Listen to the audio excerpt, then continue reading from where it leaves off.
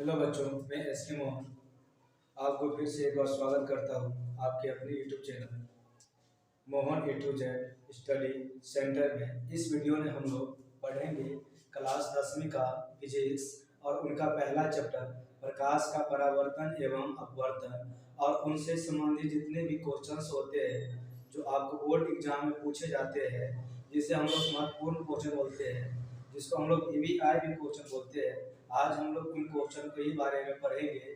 तो बच्चों, ये वीडियो जो होगा आपको दो पार्ट में इन चैप्टर का वीडियो मिलेगा। पहला पार्ट में हम लोग 6 क्वेश्चन को, जो लघु उत्तरीय क्वेश्चन होंगे, उनको 6 क्वेश्चन को पढ़ेंगे। उसके बाद सेकेंड वीडियो में इनसे आगे जो क्वेश्चन होंगे उनको पढ़ेंगे। तो पहले हम लोग शुरू करते हैं, यहाँ से आपकी क्लास देखते हैं। फर्स्ट क्वेश्चन है, यहाँ पहले ही देख लीजिए, प्रकाश का परावर्तन और अपवर्तन। इसको हम लोग इंग्लिश में बोलते हैं light of reflection and refraction, यानी light of reflection and reflection. तो हम लोग इनकी कुछ महत्वपूर्ण बात जानेंगे, जैसे प्रकाश की परावर्तन होते हैं और अपवर्तन होते हैं, उन सभी को पढ़ेंगे। जिसे आपको हो गया light of reflection and reflection. इसका जो आपका महत्वपूर्ण क्वेश्चन है, फर्स्ट क्वेश्चन है, जो आपको यहाँ पे लिखे हुए प्रकाश की चाल के पदों में अपवर्तनांक की परिभाषा लिखी। ये क्वेश्चन आपको अति इम्पोर्टेंट क्वेश्चन है। यहाँ पे लिखे प्रकाश की चाल के पदों में अपवर्तनांक की परिभाषा लिखिए। तो इसका आंसर हो जाएगा sin i बट्टा sin r। sin i बट्टा sin r बराबर जो होंगे वो आपको स्थिरांक होंगे, यानी कि स्थिरांक है। इस स्थिरांक के मान को दूसरे माध्यम के पहले माध्यम के सापेक्ष अपवर्तनांक कहते हैं, यानी कि sin i बटा sin r है, उसके बराबर में एक इसका स्थिरांक होता है, और इस स्थिरांक के मान को दूसरे माध्यम का पहले माध्यम के सापेक्ष जो अपवर्तनांक होंगे उन्हीं अपवर्तनांक को बोलेंगे हम लोग प्रकाश की चाल में पदों की अपवर्तनांक। उनको हम लोग बोलते हैं sin i बटा sin r। इसका सेकंड क्वेश्चन है, उत्तल लेंस के वक्रता केंद्र पर रखे बीम के प्रतिबिंब के लिए एक किरण आरेख खींचे और उस प्रतिबिंब की प्रकृति, आकार एवं स्थान को लिखे। जैसे यहाँ पे देखिए, आपको बोला जा रहा है कि उत्तल लेंस जो होते हैं, आपको इस प्रकार से हम लोग उत्तल लेंस की फिगर पाते हैं, इस तरह जो होंगे ना, उसको हम लोग बोलते हैं उत्तल लेंस। और उत्तल लेंस पर जो वक्रता केंद्र होते हैं, वक्रता केंद्र, उस पर रखे बीम के जो प्रतिबिंब के लिए एक किरण आरेख खींचना है और उससे जो प्रतिबिंब की प्रकृति और आकार एवं स्थान को लिखना है। तो यहाँ पे देखिए, जब वस्तु के वक्रता केंद्र पर रखा जाता है तब प्रतिबिंब लेंस के दूसरे वक्रता केंद्र पर वास्तविक एवं उल्टा वस्तु के ही आकार का बनता है। यानी कि यहाँ पे देखिए, जब कोई वस्तु रहेगा, उस वस्तु से हम लोग क्या करेंगे, वक्रता केंद्र, वस्तु कहाँ रखा जाएगा, वक्रता केंद्र पर रखा जाएगा, तब प्रतिबिंब जो होते हैं वो लेंस के दूसरे वक्रता जो केंद्र होते हैं, वहां पर आपका वास्तविक और उल्टा प्रतिबिंब दिखाई देता है। और वो जो होता है, बस वस्तु के जो आकार होते हैं, जितना बड़ा वस्तु होते हैं उतना ही बड़ा आकार का प्रतिबिंब दिखाई देगा। तो इसको हम लोग यहाँ पे समझिए, यहाँ पे लिए उत्तल लेंस के लिए, उत्तल लेंस को क्या किस तरह से उत्तल लेंस है, और ये पीछे क्या किए, रेखा दे दी। ये हो गया F1 और ये हो गया F, ये B1 हो गया, ये आपका 2F है, और यहाँ से ये हो गया 2F डैश, ये B है। इस प्रकार से यहाँ पे जो वक्रता केंद्र होगा वो वक्रता केंद्र O होगा।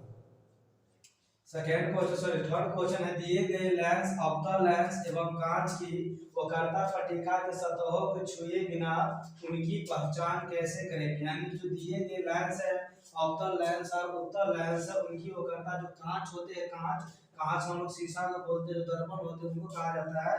तो कांच की वक्रता जो पट्टिकाएं के सतहों को छुए बिना उनकी पहचान कैसे करेंगे। यानी लेंस की जो वक्रता सतह है, कांच की सतह है, उनको छूना भी नहीं है, और उनको बिना छूने हुए हम लोग उन लेंसों को कैसे पहचानेंगे, कौन सा लेंस उत्तल है और कौन सा लेंस अवतल है। तो यहाँ पे सभी को दीवार के सहारे लगाकर उसके सामने बीम को आगे पीछे करते हैं। यानी कि उन लेंसों को क्या करते हैं हम लोग, दीवार के सहारे क्या करते हैं, लेंस को रख देते हैं, और दीवार को सामने लेंस को रखने के बाद उनके सामने जो होंगे एक बीम को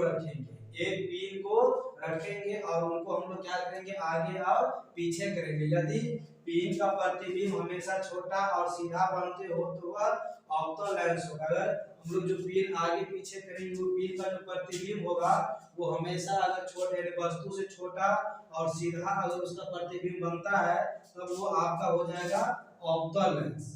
कौन सा लेंस होगा? अवतल लेंस होगा यदि पीन का प्रतिबिंब हमेशा सीधा और बड़ा बने, यानी कि जो प्रतिबिंब होगा ना वस्तु का प्रतिबिंब, यानी जहाँ पीन है वस्तु तो पीन का जो प्रतिबिंब हमें होगा वो हमेशा सीधा और बड़ा, यानी कि वस्तु जो होता है पीन जो है यहाँ पे पीन क्या है वस्तु के समान है तो पीन को हम लोग क्या करेंगे आगे पीछे करेंगे। आगे पीछे करने के बाद उसका जो प्रतिबिंब होगा प्रतिबिंब उसका सीधा बनेगा और उनसे बड़ा बनेगा या उसका उल्टा या छोटा, यानी उल्टा भी बन सकता है छोटा भी बन सकता है और उसके साथ में सीधा भी बड़ा भी बन सकता है। अगर इन चारों प्रकार से कोई भी प्रतिबिंब एक प्राप्त होता है तब हम उसको बोलेंगे उत्तल लेंस। तो वो क्या सा लेंस होगा? उत्तल लेंस होगा यदि पीन का प्रतिबिंब बराबर और सीधा बने तो वह वृत्ताकार पट्टिका है। जो प्रतिबिंब यहाँ जो पीन है पीन का जो प्रतिबिंब होगा वो बराबर और सीधा, यानी हमेशा इधर या उधर जिसको बोलते हैं आगे पीछे खिसकाने से उसके प्रतिबिंब जो होते हैं ना उसका हमेशा क्या बनेगा उसका प्रतिबिंब बराबर बनेगा और वो प्रतिबिंब सीधा सीधा बनेगा तो उसको हम लोग क्या बोलेंगे वो जो प्रतिबिंब होगा यानी वो जो लेंस के नाम से बात होगा वृत्ताकार पट्टिकाएं। क्या होगा? तो वृत्ताकार पट्टिका, क्या कहेंगे उसको? वृत्ताकार पट्टिका कहेंगे।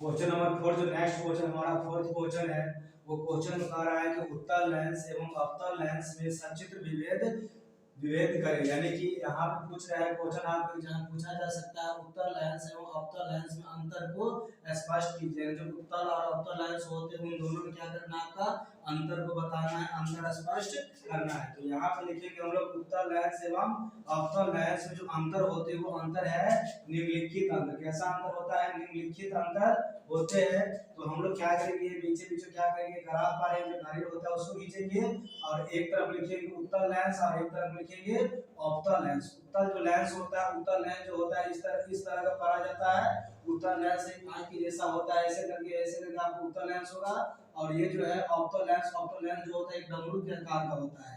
तो हम इसको बोलेंगे अवतल लेंस, इसको बोला जाएगा उत्तल लेंस और इनको कहा जाएगा अवतल लेंस। तो यहाँ पे कह रहा है सचित्र, यानी दोनों को चित्र दर्शाते हुए हमको उत्तल और अवतल लेंस दोनों क्या करना है तो अंतर स्पष्ट करना है। तो यहाँ पे देखिए इसका फल जो अंतर है इसके किनारे का भाग पतला और बीच का भाग मोटा होता है, यानी कि आप जो ये प्रतिबिंब यहाँ लेंस देख रहे हैं इसका जो ये बीच का जो भाग किनारा ये और ये किनारा जो है ना ये दोनों किनारा जो होता है इनका जो किनारा होता है वो पतला आकार का होता है और इनके जो बीच वाला जो भाग होते हैं ना मतलब मीडियम भाग जो होता है जिसको हम बीच वाला भाग बोलते हैं, बीच वाला भाग क्या होता है मोटा होता है, यानी कि किनारा का भाग आपको पतला होगा और बीच का जो भाग होगा वो मोटा होगा। तो उस लेंस को हम बोलेंगे उत्तल लेंस। इसी आप देखेंगे अवतल लेंस, तो अवतल लेंस किसको बोलेंगे? इसका किनारा का जो भाग होगा वो मोटा होगा, यानी देखिए यहाँ पे जो किनारा है ये किनारा क्या हो गया और ये किनारा क्या है तो बीच की अपेक्षा क्या ये दोनों बीचला जो यहाँ किनारा है ना किनारा हो गया मोटा और यहाँ बीच में है बीच वाला क्या भाग इसका पतला है। तो इसमें क्या होता है इसका जो किनारा होता है वो पतला होता है और बीच का भाग मोटा होता है और अवतल लेंस में होता है कि इसका जो किनारा होता है वो मोटा होता है और बीच का जो भाग होता है वो पतला होता है। आगे सेकंड इसका अंतर होगा इसमें वस्तु से बड़ा प्रतिबिंब बनता है, यानी कि उत्तल लेंस जो होते हैं ना उत्तल लेंस में जो वस्तु रहते हैं उनसे बड़ा सा प्रतिबिंब बनता है तो उनको हम लोग क्या बोलेंगे उत्तल लेंस। और इसमें जो होता है अवतल लेंस में यहाँ होता है कि वस्तु से छोटा प्रतिबिंब बनता है, अवतल लेंस में वस्तु से छोटा प्रतिबिंब बनता है और उत्तल लेंस में वस्तु से बड़ा प्रतिबिंब बनता है। उसके बाद यहाँ पे थर्ड इसका जो अंतर है इसमें उल्टा प्रतिबिंब बनता है। यहाँ देखिए तो क्या होगा उल्टा प्रतिबिंब बनता है और इसमें क्या होता है सीधा प्रतिबिंब, यानी कि उत्तल लेंस में उत्तल लेंस में उल्टा प्रतिबिंब बनता है और अवतल लेंस में क्या होता है तो इसका सीधा प्रतिबिंब बनता है कि एक दूसरे के उल्टा बनता है। अगर इसमें उल्टा बन रहा है तो इसमें क्या बन रहा है, सीधा, यानी सीधा बन रहा है। अगर इसमें सीधा बन रहा है तो इसमें क्या बन रहा है, आपका उल्टा प्रतिबिंब। इसमें अगर छोटा प्रतिबिंब बनता है तो इसमें क्या हो रहा है, बड़ा प्रतिबिंब बन रहा है। इसका किनारा क्या है, पतला है, इसका बीच वाला क्या मोटा है। इसका किनारा देखिए तो क्या होगा, मोटा है, और इसका जो बीच वाला जो भाग है वो क्या है, पतला है। तो इन प्रकार से हम लोग क्या किए, चार यहाँ सॉरी यहाँ तीन जो अंतर है उसको जान लिए, और यहाँ पे फोर्थ अंतर जो है इसको अभिसारित लेंस भी कहते हैं। उत्तल लेंस को हम लोग अभिसारित लेंस भी कहते हैं, और अवतल लेंस को अपसारित लेंस भी कहते हैं। यानी कि अवतल लेंस का दूसरा नाम अपसारित लेंस और उत्तल लेंस का दूसरा नाम है वो है अभिसारी लेंस। तो हम लोग दोस्तों यहाँ पे देखेंगे इन प्रकार से क्या हो गया, ये उत्तल लेंस और अवतल लेंस की ये अंतर है। ये क्वेश्चन इस बार एग्जाम में पूछेगा, जो क्या है बीबीआई क्वेश्चन है, ये 100% में से 99% क्वेश्चन इस बार एग्जाम में पूछेगा। अब हम लोग चलते हैं क्वेश्चन नंबर 5 पे। क्वेश्चन नंबर 5 में लिखा गया है कि हम वाहनों में उत्तल दर्पण को पश्चिम दृश्य दर्पण के रूप में वरीयता क्यों देते हैं। यानी कि बच्चों यहाँ पे जो होते हैं ना, हम लोग वाहन जो चलाते हैं, गाड़ी होता है जैसे ट्रक होता है, ट्रैक्टर होता है, बस होता है, बाइक मोटरसाइकिल होता है या ऑटो होता है, उनमें क्या करते हैं तो हम लोग उत्तल दर्पण को लगाते हैं। उत्तल दर्पण की वरीयताएं क्यों दी जाती है, तो यहाँ पे देखिए उत्तल दर्पण की वरीयताएं इसलिए दी जाती है। यहाँ देखिए यहाँ पे क्वेश्चन में स्पष्ट रूप से लिखा गया है, ये भी क्वेश्चन आपको इस बार आने के चांसेस ज्यादा है। तो हम वाहनों में उत्तल दर्पण को पश्चिम दृश्य दर्पण के रूप में वरीयता क्यों देते हैं, इसका जो आंसर हो गया, हम वाहनों में उत्तल दर्पण को पश्चिम दृश्य दर्पण के रूप में वरीयता देते हैं। यानी कि उनके पीछे देखने के लिए हम लोग क्या करते हैं, ये जो उत्तल दर्पण है इनकी वरीयताएं हम लोग देते हैं, क्योंकि यह सदैव सीधा व आभासी प्रतिबिंब बनाते हैं। यानी जो उत्तल दर्पण होते हैं वो हमेशा क्या होता है, वस्तु कितना भी दूर आता है तो वो क्या करता है, तो हमेशा हमेशा ये सीधा प्रतिबिंब बनाता है। इनका दृष्टि क्षेत्र भी बहुत अधिक होता है, ये अधिक दूर से दूर तक की भी वस्तु को अधिक मतलब दूर से दूर जो वस्तु रहेगा ना उसको सीधा सीधा क्या कर सकते हैं, देख सकते हैं। और ये लिखा गया इनका दृष्टि क्षेत्र भी बहुत अधिक होता है, जिससे ड्राइवर अपने पीछे के बहुत बड़े क्षेत्र को देखने में उसे समर्थ होता है। इसलिए वहां क्या होता है, तो उत्तल दर्पण को वाहनों में लगाया जाता है, जिसको साइड मिरर के रूप में बोलते हैं।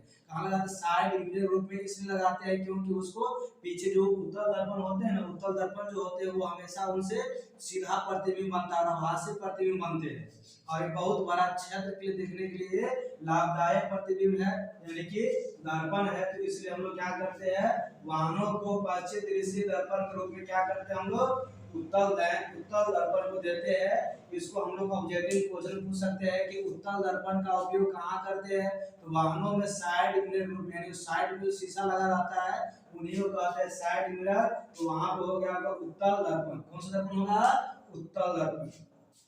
अब नेक्स्ट क्वेश्चन है, अवतल दर्पण के मुख्य फोकस की परिभाषा लिखिए। यानी कि अवतल दर्पण के मुख्य फोकस की परिभाषा लिखिए। यहाँ आंसर देखिए, इसका आंसर है अवतल दर्पण पर मुख्य फोकस अक्ष के समांतर, यानी कि जो इसका अवतल दर्पण होगा वो अवतल दर्पण जो है मुख्य अक्ष के समांतर आपतित किरणें परावर्तित होकर दर्पण की मुख्य फोकस के जिस बिंदु पर मिलती है प्रतिच्छेदी है वह बिंदु अवतल दर्पण का मुख्य फोकस कहलाता है। अर्थात देखिए अवतल दर्पण पर जो मुख्य फोकस जो होता है, मुख्य अक्ष के समांतर जो आपतित किरणें हैं वो परावर्तित होकर दर्पण की मुख्य फोकस जिस बिंदु पर मिलती है, यानी कि आपको जहां अवतल दर्पण का मुख्य अक्ष रहेगा उनके समांतर जो आपतित किरणें होंगे वो परावर्तित होकर दर्पण के मुख्य अक्ष के मुख्य फोकस के जिस बिंदु पर मिलती है वह प्रतिच्छेदी